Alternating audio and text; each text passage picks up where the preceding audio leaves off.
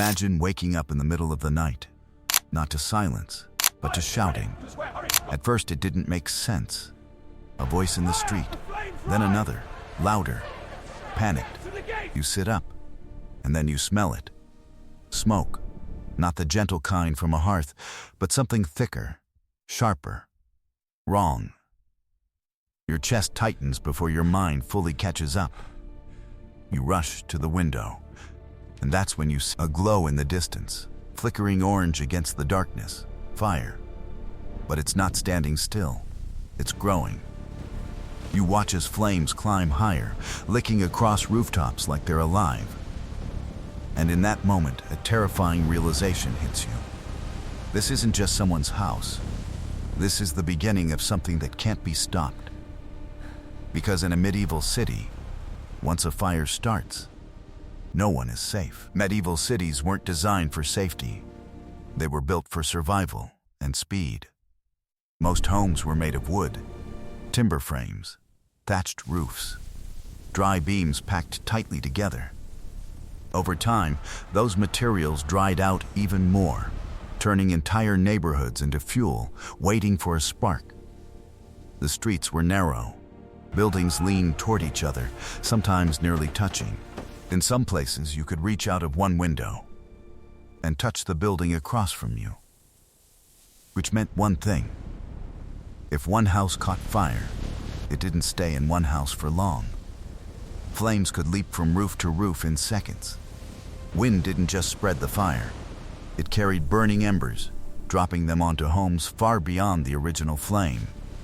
And once it started moving, it moved faster than people could understand. There were no alarms, no sirens, no organized emergency response. Only people, shouting, running, confused. Neighbors banging on doors. Families scrambled to wake their children. Some tried to gather their belongings, grabbing coins, clothing, anything they could carry. Others froze.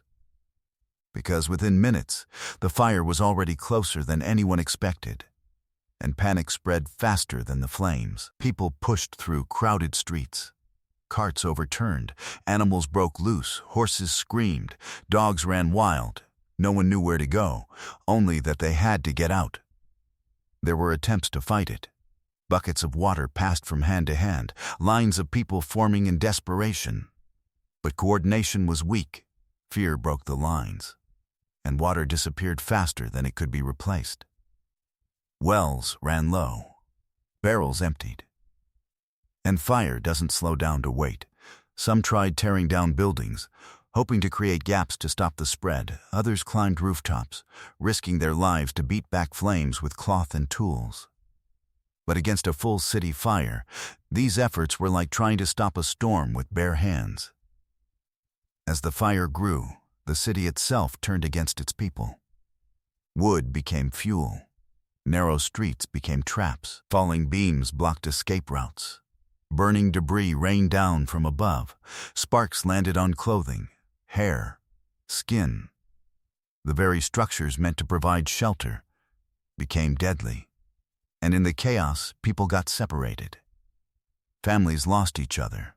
Children disappeared into smoke. Voices were swallowed by the roar of the fire, and visibility dropped to almost nothing. You couldn't see where you were going, only where the fire already was.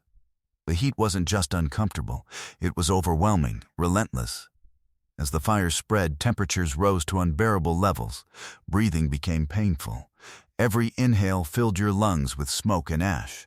Clothing began to smolder. Wood cracked and exploded under pressure. And then came the worst part, the firestorm. When enough buildings burned at once, they created their own wind, pulling oxygen violently, feeding the flames even faster. People weren't just escaping a fire anymore. They were caught inside a system that was feeding itself, turning entire neighborhoods into unstoppable infernos. At that point, escape became nearly impossible. You might think stone buildings offer protection. Sometimes they did, but even they weren't safe. Doors burned, roofs collapsed, heat built up inside like a trap, and smoke, thick, suffocating smoke, filled every room. People who hid often didn't make it out. There were no fireproof zones, no guaranteed refuge, only choices. All of them are dangerous. Run and risk the flames. Stay and risk the smoke. Wait too long and risk losing both options. When the fire finally ended, it didn't feel like relief.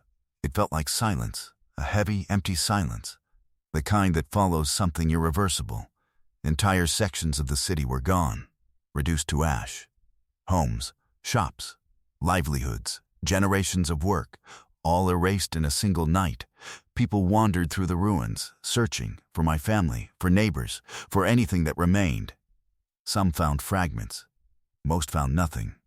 Not all destruction could be seen. Even those who survived carried something with them. The memory of that night. The fear of falling asleep again. The awareness that everything is stable was fragile.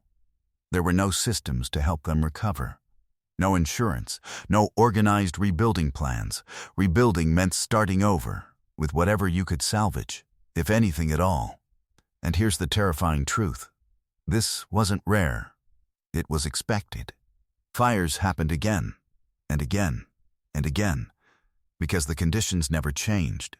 Open flames for light, cooking fires in every home, blacksmiths, bakers, workshops, all filled with sparks and heat.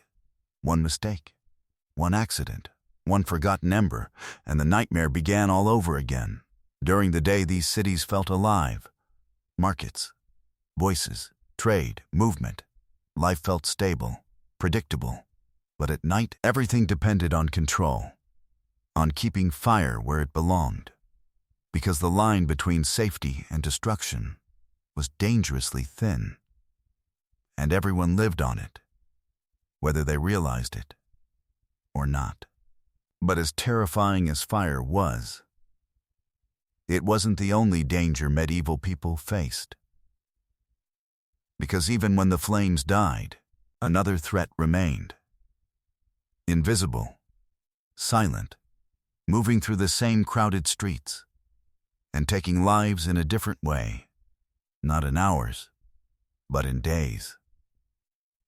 In the next episode, we uncover the deadly diseases that turned medieval cities into places where survival was never guaranteed.